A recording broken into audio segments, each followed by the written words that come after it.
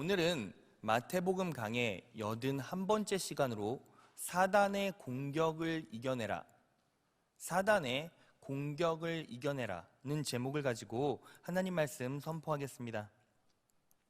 여러분, 오늘 말씀의 저자 마태는 가룟 유다를 딱 한마디로 정의하고 있어요.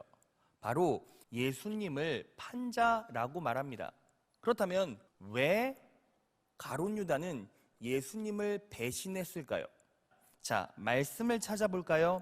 요한복음 13장 27절 상반절을 보겠습니다. 가룟 유다가 그 빵 조각을 받는 순간 사탄이 그에게 들어갔다. 사탄이 가룟 유다에게 들어갔기 때문이에요.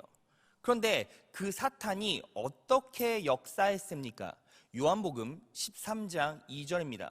마귀가 벌써 시몬의 아들 가룟 유다의 마음에 예수를 팔려는 생각을 넣었더니. 여러분, 가룟 유다가 왜 예수님을 배신했습니까? 사단이 들어갔고 예수를 팔려는 생각을 넣었다라는 거예요. 그러니까 그 마음 가운데 예수를 팔려는 생각으로 가득 찼다라는 것이죠. 그런데 그 생각이 무엇을 먹이로 점점 커졌습니까? 마태복음 26장 14에서 15절입니다. 그때 12제자 중에 하나인 가룟 유다가 대제사장들에게 가서 내가 예수를 당신들에게 넘겨주면 얼마나 주겠소 하고 묻자 그들은 은화 30개를 세어주었다. 바로 물질적 욕망, 자기 자신이 가지고 있었던 욕망이었어요. 그 욕망이 커지자 그 욕망은 죄를 실행시켰습니다. 그리고 결국 이 가룟 유다는 어떻게 되었습니까? 목매달아 자살했다라는 거예요. 그런데 이 자살했던 진짜 원인이 무엇입니까? 자, 마태복음 27장 5절을 보면 이렇게 나와 있어요. 유다는 그 은돈을 성전에 내던지고 라고 나와 있죠. 자기가 대제사장에게 받은 은돈을 어디에 던졌어요? 성전에 던졌다는 거예요. 이 말은 결국 무엇 때문에 자살했다는 거예요? 죄책감 때문에 자살했다는 거죠. 만약에 죄책감이 아니었다면 그 은돈은 자기가 그냥 취했을 거예요. 그런데 그 은돈을 성전에 내던진 걸 보면 우리는 무엇을 알 수 있습니까? 이 가룟 유다가 예수님을 향한 죄책감 때문에 자살했다는 걸 알 수 있죠. 그래서 이러한 일련의 과정을 통해서 우리는 무엇을 알 수 있습니까? 사단이 어떻게 우리 인생에서 역사하고 공격하는지를 정확하게 알 수 있다는 거예요. 그래서 사단의 공격 패턴을 보면 이런 거예요. 먼저 어디에 침투해요? 영혼에 침투합니다. 근데 그 영혼은 누구의 영혼이에요? 바로 그리스도인들의 영혼이에요. 사단은 결코 그리스도인들 아닌 사람의 인생 가운데서 역사하지 않아요. 왠지 아십니까? 그들은 결국 어떻게 됩니까? 지옥 가잖아요.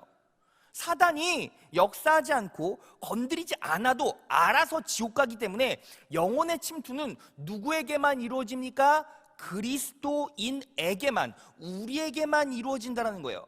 그리고 영혼의 침투에서 어떻게 합니까? 예수님을 배반할 생각을 심어줘요. 그 생각은 무엇을 먹이로 무럭무럭 자라납니까? 인간의 욕망, 물질적인 욕망으로 무럭무럭 자라나게 되고 그 욕망은 죄를 실행시키는 거예요. 그리고 나서 무엇을 남깁니까? 결국에는 죄책감을 남기고 그 죄책감 때문에 스스로 사망에 이르게 된다는 거예요. 이렇게 사단이 우리의 인생 가운데 역사할 때 그 역사는 결국 두 가지에 집중이 돼요. 이 가룟 유다에게 적용했던 것처럼 바로 어떻게 나타납니까?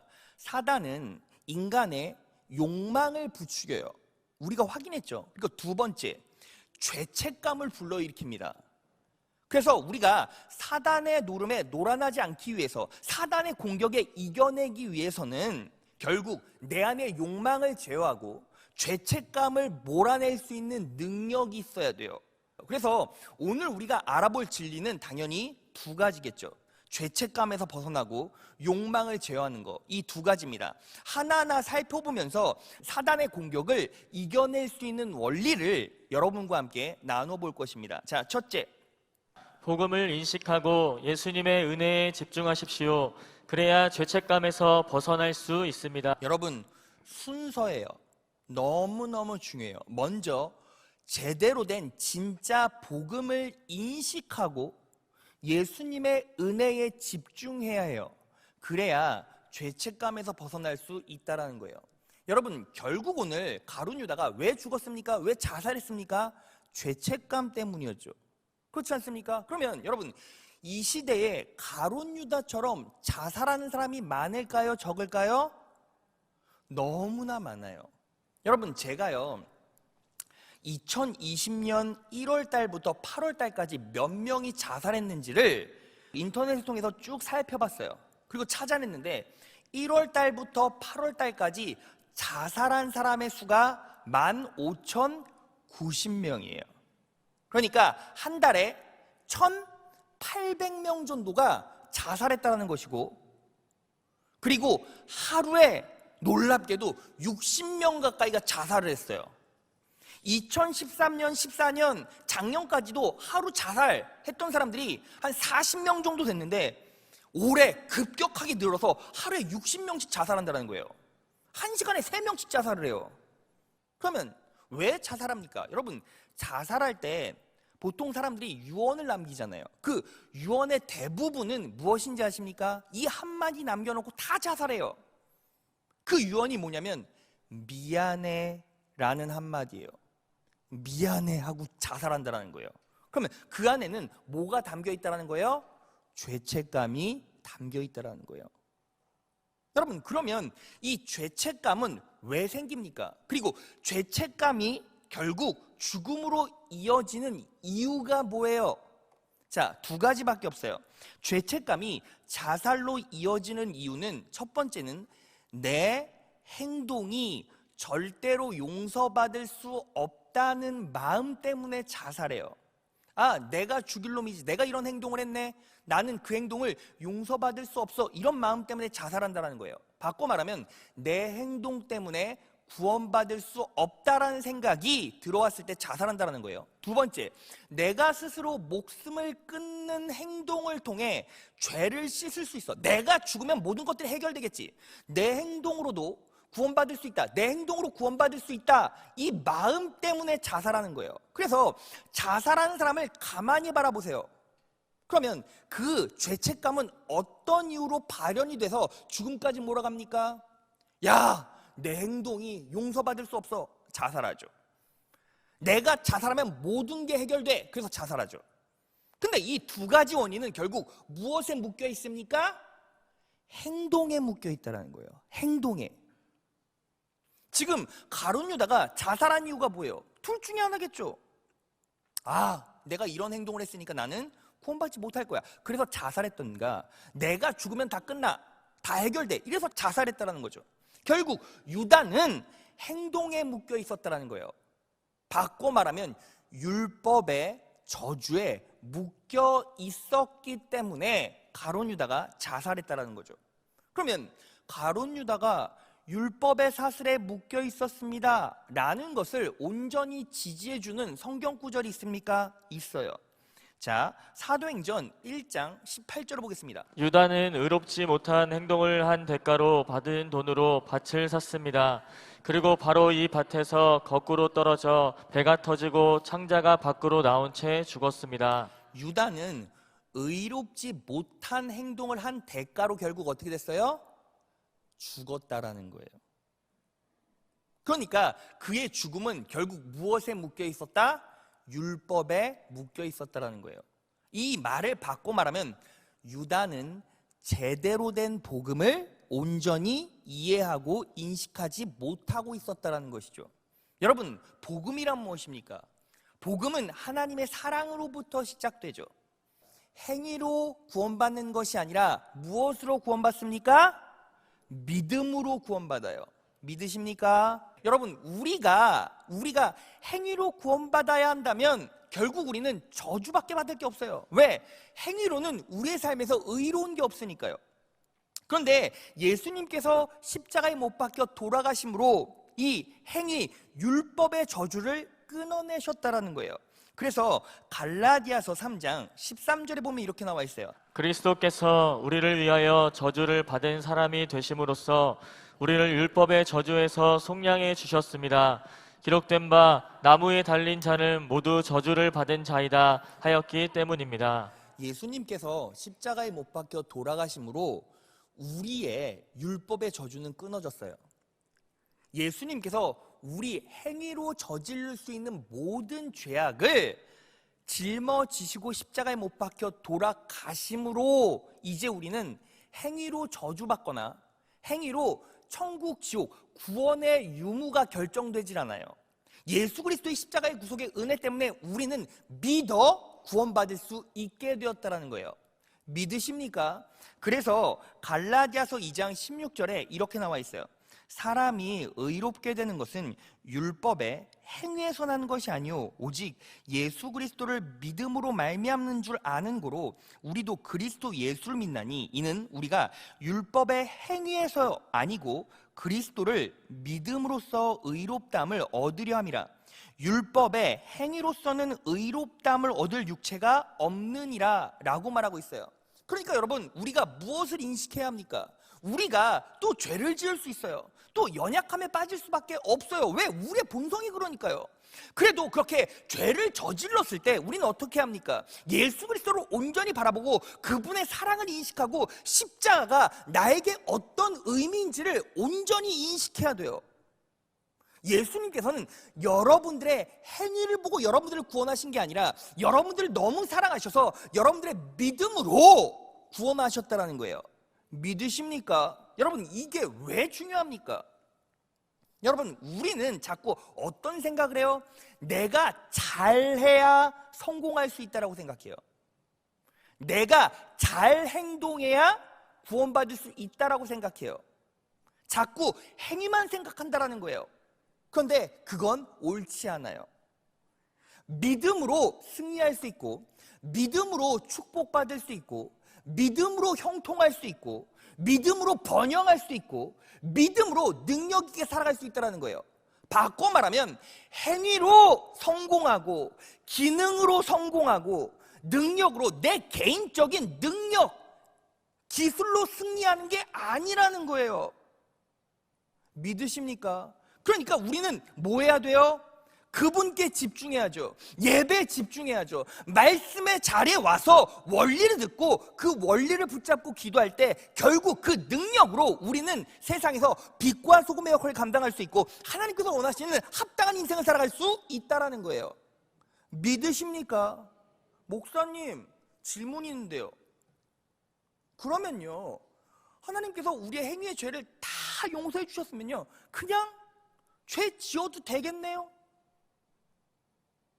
아니, 우리의 행위의 죄를 다 이미 다 구속해 주셨고 다 씻어 주셨다며요. 그러면 그냥 나는 행위로 내 맘대로 살아도 되겠네요? 여러분, 처음으로 돌아와 보세요. 내 맘대로 살게 누가 역사한다고요? 사단이 역사한다고요. 그러면 그렇게 말하는 사람 안에는 사단의 역사를 통해서 내 욕망대로 살고 싶은 의지가 있다는 거예요. 그 사람이 그리스도인이라면 믿음이 후 하면 날아가 버릴 수밖에 없는 연약한 믿음이라는 거죠. 여러분, 그래서 하나님의 은혜를 온전히 경험하면, 야, 너 이렇게 살지 않으면 저주받아, 이게 아니라 하나님의 은혜에 반응하여 믿음으로 살게 돼 있고, 그리고 그 믿음으로 반응하는 게 너무나 자연스러운 거예요. 숨을 쉬듯이. 그리고 그 믿음으로 반응했을 때 하나님께서는 구별되게 우리의 삶을 이끌어 주시고 그리고 승리와 능력의 길로 인도해 주신다는 거예요. 믿으십니까? 여러분, 행위로 구원받아, 내가 잘해야 구원받아, 이게 아니라 여러분들은 은혜로 이미 구원받았다고요. 지금 그래서 이 자리에 있다고요. 그러면 여러분들의 믿음은 어디 갔습니까? 여러분들이 온전히 믿음으로 반응하고 있습니까?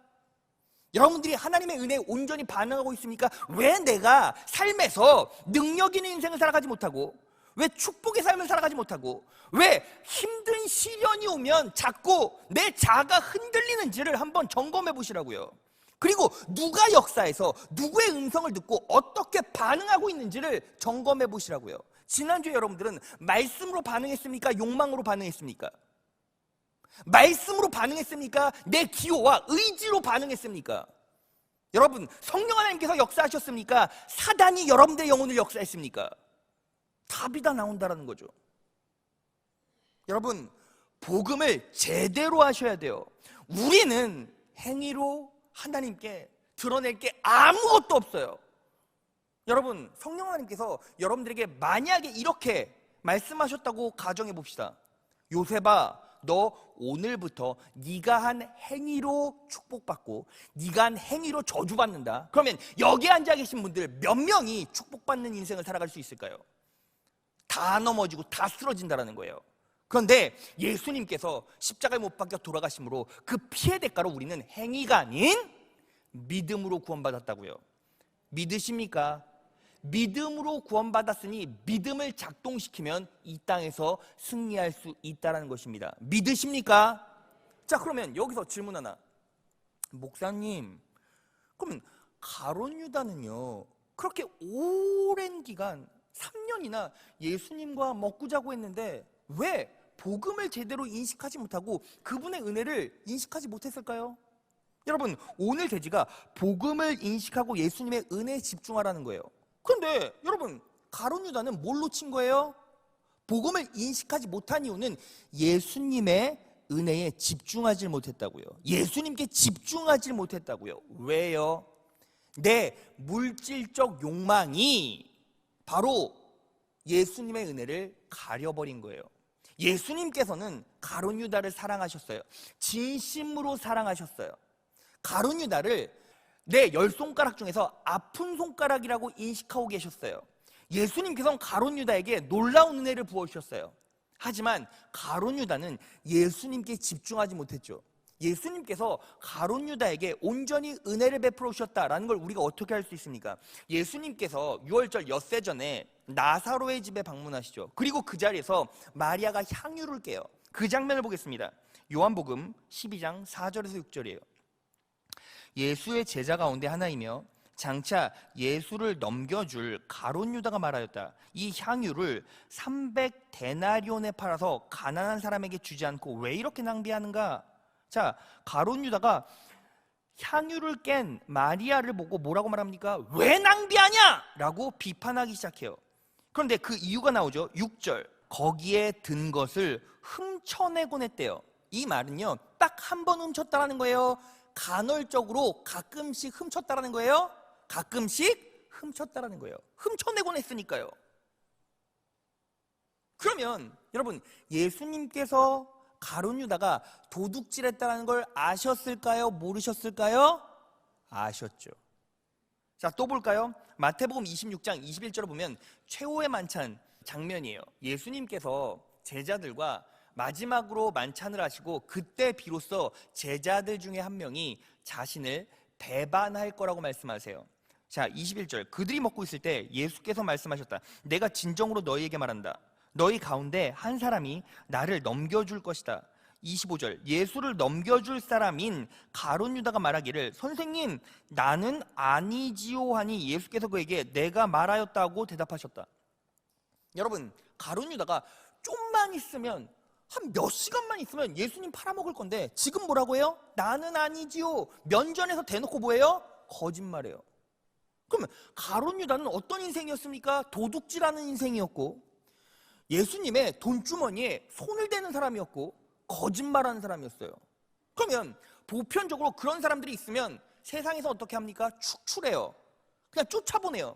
그런데 예수님의 모습을 보세요. 예수님은 가룟 유다를 야, 이 나쁜 놈아, 이 도둑놈아, 네가 훔친 거 다 개워내고 다 채워내, 이 저주받을 놈아, 이 지옥 갈 놈아, 그렇게 말씀하셨습니까? 아니요. 아니요. 예수님께서 십자가에 못 박혀 돌아가시기 직전까지 가룟 유다는 계속 회개를 했어요. 재정을 맡았다고요. 그리고 그렇게 거짓말했지만 이 거짓말 장이 같은 놈, 이 거짓말만 남발하는 놈이라고 한 번도 얘기하시지 않으셨어요. 묵묵히 복음을 선포하셨죠. 그런데 가룟 유다의 문제는 뭐예요? 예수님께 집중하지 못했어요. 왜? 내 욕망이 그것을 가로막고 있었기 때문에. 그리고 그 욕망이 죄를 만들었고 그리고 자살하게 만들었죠. 여러분들은 제대로 된 복음을 알고 예수님께 집중하고 계십니까? 예수님께 온전히 예수님의 은혜에 집중하고 있습니까? 여러분, 망하지 않는 법 너무 간단해요. 그리스도 안에 있는 자는 말씀에 반응하여 믿음으로 이 땅에서 나아가면 돼요. 그럼 하나님께서 책임져 주시고 하나님께서 지혜와 명철을 주시고 그 자식들을 잘 되게 하시고 그 사업에 놀라운 번영과 부흥을 주신다는 거예요. 여러분, 성령 하나님의 음성을 들으세요. 사단의 소리를 듣고 욕망으로 반응하지 마시고 하나님의 음성을 들으시고 복음을 깨달으시고 그분께 집중하세요. 왜 우리가 예배 목숨을 걸어야 합니까? 일주일에 몇 번 온전히 예수님께만 집중할 수 있는 시간이 언제예요? 예배밖에 없잖아요. 우리가 밖에 나가면 욕망으로 반응하는 세상 사람들 사이에서 듣는 게 항상 야, 저 사람은 지금 어떤 차 샀대더라, 저 사람은 시계가 얼마짜리래더라, 이런 얘기만 주구장창 듣고 살아요. 그런 소리를 듣고 우리가 어떻게 이 땅에서 버텨낼 수 있을까요? 나도 있었으면, 나도 가졌으면, 나도 타봤으면, 나도 소유해봤으면, 이런 생각 때문에 결국 어떻게 됩니까? 욕망으로 반응하게 되죠. 누가 역사하고 있어요? 사단이.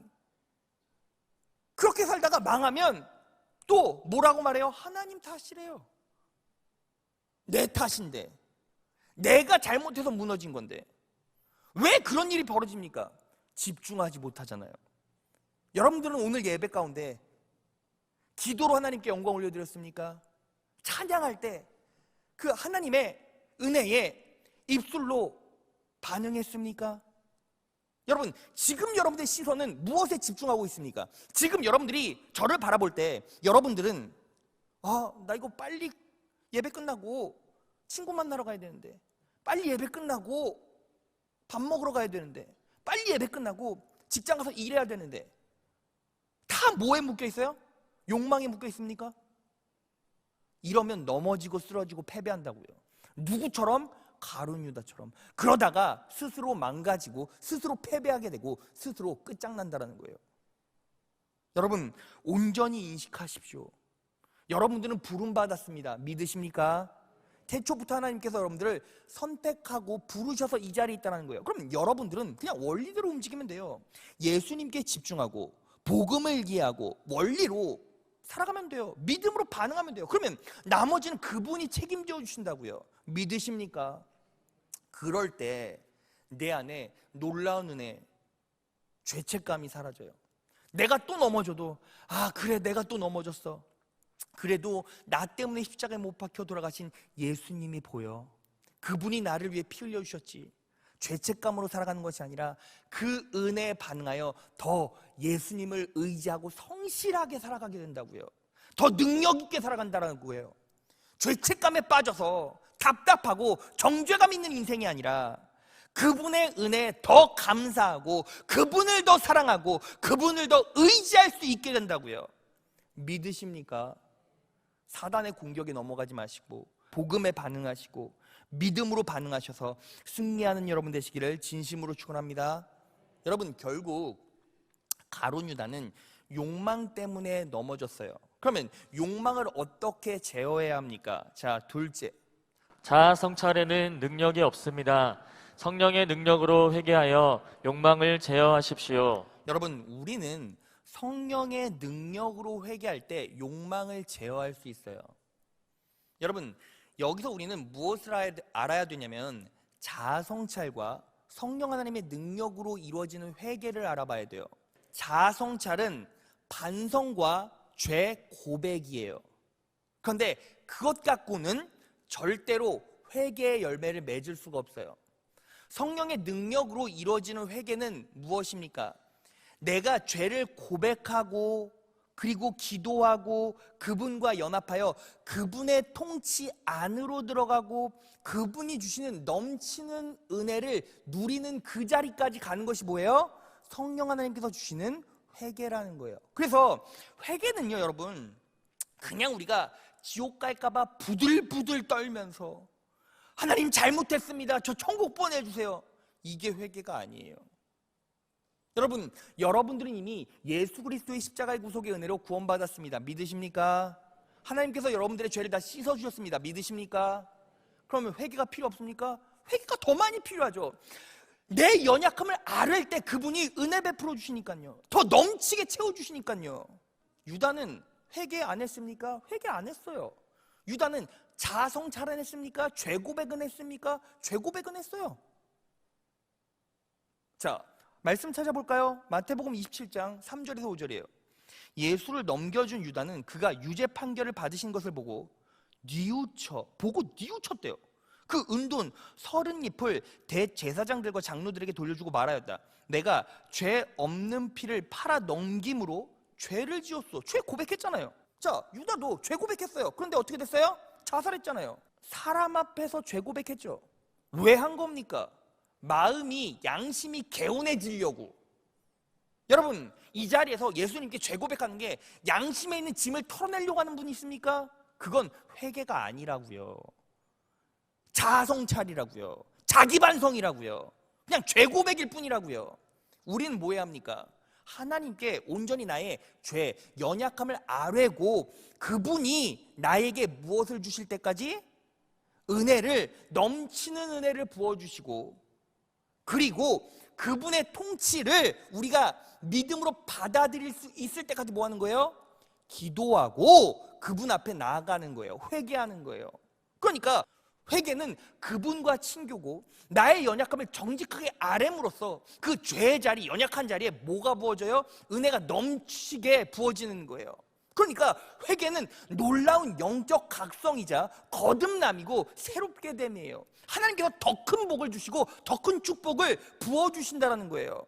믿으십니까? 그래서 세례 요한이 요단강가에서 회개를 선포하죠. 그 장면을 보겠습니다. 마태복음 3장 2절 6절.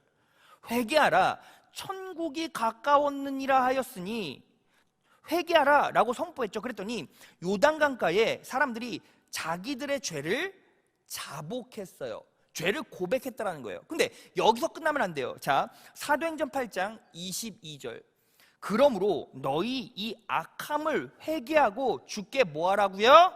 기도하라고요. 그럼 기도하면서 자기의 연약함을 내어놓는 거예요. 그럴 때 에베소서 1장 7절 보면 이렇게 나와 있죠. 우리가 그리스도 안에서 그의 은혜의 풍성함을 따라 그의 피로 말미암아 구속 곧 죄사함을 받았으니, 바꿔 말하면 죄사함을 받기 전에 무엇이 이루어졌어요? 그리스도 안에서 그분의 통치가 임했고 그의 은혜의 풍성함을 따라 그 은혜를 풍성하게 넘치게 해주셨다고요. 그러니까 우리는 죄사함을 받기 전에, 회개하기 전에 무엇이 임할 때까지? 그분의 은혜가 넘칠 때까지, 우리가 믿음으로 그분의 통치를 인식할 때까지 뭐 하는 거예요? 기도하라는 거예요. 믿으십니까? 이게 진정한 회개라는 거예요. 여러분, 여러분들이 지금 회개한다고 하면서 그냥 죄 고백하고 잘못했습니다라고 끝내고 일어나면 그건 회개가 아니에요. 그건 능력이 없어요. 그건 자아성찰일 뿐이에요. 그 성령 하나님께서 여러분들의 영혼 가운데 임재해 주셔서 은혜를 넘치게 하여 주시고 그분의 통치를 누리게 하실 때까지 붙잡고 기도하는 거예요. 그러면 그 영혼 가운데 놀라운 자유함이 임해요. 그러면 회개는요, 내가 성령 충만하지 못할 때, 내가 연약함을 느낄 때 그냥 하나님께 나아가고 연약한 존재로, 친교하는 존재로 나아가서 그분과 온전히 기쁘게 감사하게 연합하면 돼요. 여러분, 이건 제가 체험적 간증거리가 있어요. 제가 소명 받기 전에 금식을 했어요. 2주만 해야겠다라고 생각하고 말씀 붙잡고 계속 기도하는데, 저에게 저의 연약함, 저의 죄성, 저의 죄된 모습들을 계속 보여주시는 거예요. 마음에 내가 잘못한 것들, 내가 연약하게 쓰러졌던 것들, 내가 소리 바락바락 질렀던 것들, 내가 욕했던 것들, 막 이런 것들이 막 주마등처럼 막 스쳐 지나가는 거예요. 막 슬라이드로 막 찍힌 것처럼 막 보이는 거예요. 기도하는데. 그래서 제가 하나님께, 하나님, 저는요 예수 그리스도 안에서 이미 저의 죄를 다 씻음 받았는데요, 제가 왜 이런 것들을 보고 느껴야 합니까? 하나님께 되려 물었어요. 그러면서 치열하게 하나님께 묻고 기도했어요. 그런데 하나님께서 저에게 느끼게 해주신 것이 있어요. 아무리 기도해도 응답이 없는데 갑자기 말씀을 막 묵상하고 있다가, 여러분, 기도만 한다고 끝나는 게 아니에요. 그냥 기도는 능력이 되지만 말씀 붙잡지 않고 기도하는 기도는 능력이 없어요. 제가 왜 원리 진리 말씀 붙잡고 기도해라 라고 말하는지 아십니까? 말씀 붙잡고 기도해야 그 기도가 변질되지 않기 때문이에요. 그래서 기도에 응답이 없으니까 뭐 했어요? 말씀을 붙잡았어요. 말씀을 찾았어요. 그런데 로마서 5장 20절이 팍 눈에 들어왔어요. 바울이 이렇게 고백하죠. 죄가 많은 곳에 은혜가 넘치느니라. 그 말씀이 제 가슴 속에, 제 심령 가운데 빡 꽂히는데 그때부터 모든 의문이 다 풀리기 시작하는 거예요. 제가 전도사 되기 전에 참 의기양양했어요. 왜냐하면 저는요 사역자가 되기 전에 사업을 했는데 사업이 너무 잘 됐어요. 그래서 막 대학교 때 외제차 타고 다니고 막 명품 시계 차고 막 별짓 다 했거든요. 그냥 그때는 그게 너무 자랑스러웠어요. 근데 소명 받고 모든 것들을 내려놓을 때, 내가 사역하는 자로서 물질을 다 내려놓고 하나님 앞에 가는구나. 나는 진짜 정말 훌륭한 목회자야. 정말 하나님 보시기에 합당하고 거룩한 목회자야. 제 마음 한켠에는 정말 의기양양했거든요. 막 자긍심이 있었거든요. 그런데 죄가 찍히는데 그건 하나님께서 제게 주신 정죄감이 아니었어요. 이 말씀 붙잡고 기도하는데 똑같은 그림이 어떻게 보이는지 아십니까? 제가 죄졌을 때 하나님께서 용서해 주시고, 제가 욕했을 때 하나님께서 용서해 주시고, 제가 넘어졌을 때 예수님께서 용서해 주시고, 예수 그리스도의 십자가가 저를 유월시키는 그 장면을 하나님께서 보여주시길 원하셨던 거예요. 너 같은 인생도 내가 은혜로 들어 쓴다라는 걸 저에게 확인시켜 주시고 싶으셨던 거죠. 그때부터 어떤 마음이 든지 아십니까? 내가 의기양양해서가 아니라, 내가 이렇게 넘어졌을 때 그 넘어진 대가, 죄의 대가로 저주받지 않았지. 내가 이렇게 욕했을 때, 입술로 하나님을 저주하고 입술로 범죄했을 때 그때도 예수님께서 넘겨주셨지. 내가 쓰러졌을 때 예수님께서 넘겨주셨지. 내가 저주의 구렁텅이에서 절대로 헤어나오지 못할 그 상황에서도 예수님께서 십자가에 못 박혀 돌아가심으로 넘겨주셨지.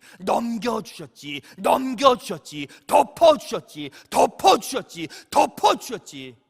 죄성을 드러내고 죄가 보여질 때마다 더 큰 은혜로 덮여지는 모습들이 계속 나타나는 거예요. 여러분들이 지금 왜 이 자리에 있습니까? 저와 똑같은 고백이죠. 이런 나도 사랑하시니까. 여러분들이 왜 이 자리에 있습니까? 이런 여러분도 그분께서 사랑하시니까요. 그런데 목사님 말대로라면 죄 짓고 살아도 되겠네. 어차피 우리 행위로는 지옥 가는 거 아니니까. 이런 얘기가 나올 수가 있습니까? 나올 수가 없죠. 이런 여러분도, 이런 저도 지금 이 자리에 있는 거니까요. 하나님께서 구원의 은혜를 비춰주셔서, 진리의 빛을 비춰주셔서, 예수 그리스도의 십자가의 구속의 은혜로 말미암아 이런 나도 구원받아서 이 자리에 앉아 있었고, 그리고 이런 나도 믿음으로 반응하면 축복해 주시겠다라고 약속해 주셨고, 이런 나도 하나님 붙잡고 살면, 그분을 의지하고 살면 결코 쓰러지거나 넘어지지 않으니까요. 믿으십니까? 여러분, 분명히 인식하십시오. 예수 그리스도의 십자가의 구속의 은혜가 여러분들에게 임했습니다. 믿으십니까? 그러면 우린 뭐 해야 합니까? 내가 연약할 때, 내가 또 무너졌을 때 죄책감에 빠지기보다 뭐 하는 거예요? 그분이 나 때문에 십자가에 못 박혀 돌아가셨어. 그분이 내 죄를 짊어지시고 십자가에 못 박혀 돌아가셨어. 은혜에 반응하라는 거예요. 그분의 사랑을 더 많이 인식하라는 거예요. 여러분들의 그러한 모습 가운데서도 덮어주시고 덮어주시고 덮어주시고 덮어주시고 가리워주신 그 은혜를 바라보라는 거예요. 그러면 죄책감이 사라져요. 그리고 또 하나, 그분만으로 만족합니다 라는 입술의 고백이 터져 나와요. 내 안에 욕망이 사라져요. 여러분, 저는요, 제가 목사가 되지 않더라도 예배 목숨 걸 거예요. 왜요? 그분을 사랑하니까요. 율법적으로 너 예배 안 나오면 저주받아, 예배 나오면 축복받아, 이게 아니라 그냥 그분을 사랑하고 그분과 함께 하는 게 좋고 그분의 음성을 듣는 게 좋고 그분의 사랑을, 그분의 은혜를 더 많이 누리고 싶으니까요. 여러분들은 무엇 때문에 이 자리에 있습니까? 지금 율법에 묶여 이 자리에 앉아있는 성도 있습니까? 복음을 제대로 알지 못하고 그분의 사랑을 온전히 인식하지 못하고 그냥 내가 지옥 갈까봐 죄지면 부들부들 떨면서 저 죄 고백합니다. 내 양심에 조금이라도 해가를 받으면 이게 다 끝났겠지. 그런데 그게 다 끝나는 걸까요? 아니요. 이제 우리의 전 인격은 다 변해야 돼요. 다 바뀌어야 합니다. 말씀 정리해 보겠습니다. 여러분, 오늘 설교의 제목은 사단의 공격을 이겨내라는 거예요. 사단은 여러분들에게 계속 역사해서 여러분들의 영혼 가운데 예수님을 배반하라는 마음을 주고 그 마음은 여러분들의 욕망으로 점점 더 커지게 될 거예요. 여러분, 우리는 정확하게 알아야 합니다.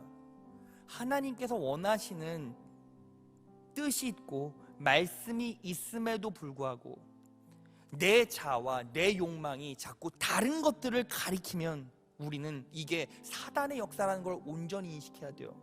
여러분, 세상 사람들의 노름에 넘어가지 마십시오. 세상 사람들은 자기 맘대로 살다가 지옥 가겠죠. 여러분들은 그리스도 안에 있어요. 십자가의 구속, 십자가의 은혜로 묶인 자라는 거예요. 그러면 그분의 은혜에 믿음으로 반응하시고 말씀으로 반응하시고 그분의 사랑을 온전히 누리세요. 더 그분과 친밀해지려고 노력하세요. 그분만을 바라보세요. 그럴 때 여러분들의 심령 가운데 넘어질 수밖에 없는 상황에서도 더 큰 놀라운 은혜가 여러분들을 덮고 있고 가리워주고 있고 넘치게 하고 있다는 걸 인식할 수 있어요. 매일매일 회개하세요. 나의 연약함을 정직하게 하나님께 아뢰세요. 그리고 하나님께서 여러분들을 통치하고 있고 여러분들의 심령 가운데 놀라운 은혜를 부어주실 때까지 그분 붙잡고 그분 의지하며 고백하시고 기도하세요. 여러분들의 심령 가운데 놀라운 하나님의 은혜가 임할 것입니다. 여러분, 8개월 동안 자살한 30%가 20대예요. 여러분들의 자녀라는 거예요. 여러분들의 자녀들은 자살을 생각하고 있고 인생에 욕망으로 반응하기 위한 준비만을 하고 있어요. 그러다가 물질적인 욕망, 내 육체적인 유의를 위해 살다가 지옥 갈지도 모릅니다. 뭐 해야 합니까? 이 은혜의 말씀을 자녀들에게 들려주셔야 돼요. 여러분들의 자녀들이 복음에 반응할 수 있도록 복음에 노출시켜야 합니다. 그럴 때 자살하고 싶을 때